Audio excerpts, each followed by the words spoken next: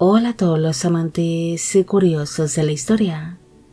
Bienvenidos a mi canal. Hoy os traigo la vida de Dorotea de Portugal.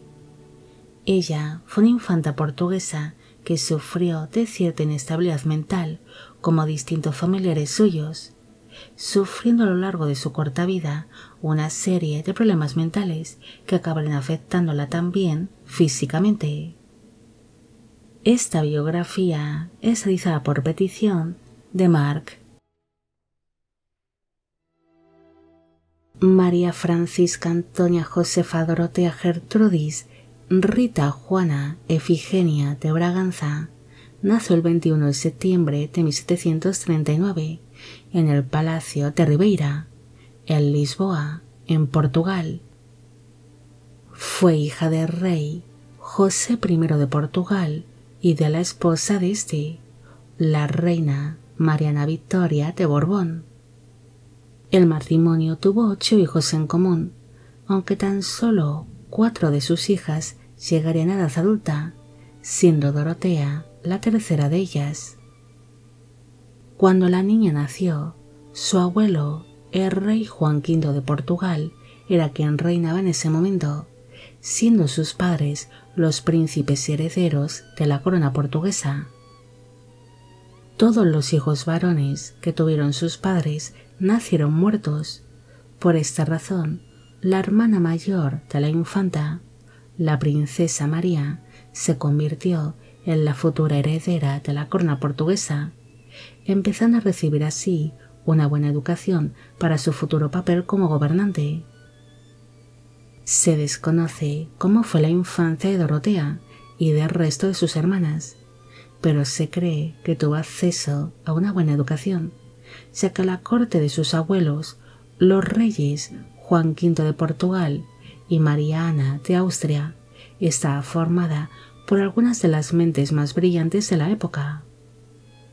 En el año 1750 falleció su abuelo, el rey Juan, así que su padre, el príncipe José, se convirtió en el nuevo rey de Portugal bajo el nombre de José I. Se desconocen muchos puntos sobre la vida de Dorotea, aunque se sabe que fue propuesta junto a su hermana mayor, Mariana, para convertirse en la esposa del delfín Luis Fernando de Francia, debido a que ambas infantas poseían un buen linaje, descendiendo tanto de la familia real portuguesa como de la española, siendo sus abuelos maternos los reyes Felipe V de España e Isabel de Farnesio, pero aquel compromiso no sería aceptado por su progenitora, al no guardar ésta un buen recuerdo de su paso por la corte francesa. Su madre había sido la prometida del rey Luis XV de Francia. Incluso pasó parte de su infancia en la corte francesa junto a su prometido, con quien tuvo una excelente relación, pero ante su corta edad se decidió devolver a Mariana Victoria de Borbón a la corte española y que el rey se casase con la mujer que sería su futura esposa y la madre de sus hijos, la reina María Lesinska, algo que humillaría profundamente a Mariana Victoria. A diferencia de su hermana Mariana, la infanta recibió más propuestas matrimoniales. Una de ellas sería la de casarse con el rey Fernando VI de España, cuando éste enviudó de su esposa, la reina Bárbara de Braganza, pero dicho monarca no estaba por la labor de volverse a casar tras haber perdido a su amada esposa, encerrándose éste en el castillo de Villaviciosa de Odón, donde acabaría consumido por la locura. Otra propuesta sería la de casarse con su otro tío materno, el rey Carlos III de España, tras enviudar éste de su esposa, la reina María Amalia de Sajonia. Pero finalmente el monarca español decidió no volverse a casar y permanecer como viudo para el resto de su vida. Dorotea fue considerada como la más hermosa de sus hermanas, una baza con la que intentó jugar la corona portuguesa para encontrarle un buen casamiento. En una ocasión llegó una propuesta matrimonial por parte de la corona imperial para casarse con el emperador José II del Sacro Imperio Romano Germánico, tras enviudar de su segunda esposa, la emperatriz María Josefa de Baviera. Pero finalmente dicho emperador decidió no volverse a casar. También se pensó en ella para ser la esposa del futuro duque Luis Felipe II de Orleans, más conocido como Felipe Igualdad, pero por motivos desconocidos aquel casamiento no se llegaría a celebrar, aunque algunas versiones sugieren de que fue la propia infanta quien decidió no casarse con él al escuchar rumores sobre la vida libertina del duque. Dorotea acabaría desarrollando cierta inestabilidad mental como casi todas sus hermanas, siendo descrita como una mujer un tanto histérica y melancólica, además de poseer una salud un tanto delicada. Es muy posible de que los problemas mentales y la melancolía que sufrió tanto la infanta como sus hermanas fuesen por herencia genética. Su abuelo paterno, el rey Juan V de Portugal, sufrió de cierta inestabilidad mental y de estados depresivos, además de una pésima salud, mientras que su abuelo materno, el rey Felipe V de España, sufriría de estados melancólicos y de serios ataques de locura. Ante su inestabilidad mental, Dorotea empezó a sufrir de una serie de episodios de histeria y de una gran melancolía que la hizo enfermar seriamente. Incluso dejó de comer ante la falta de apetito que padecía, algo que la debilitó bastante.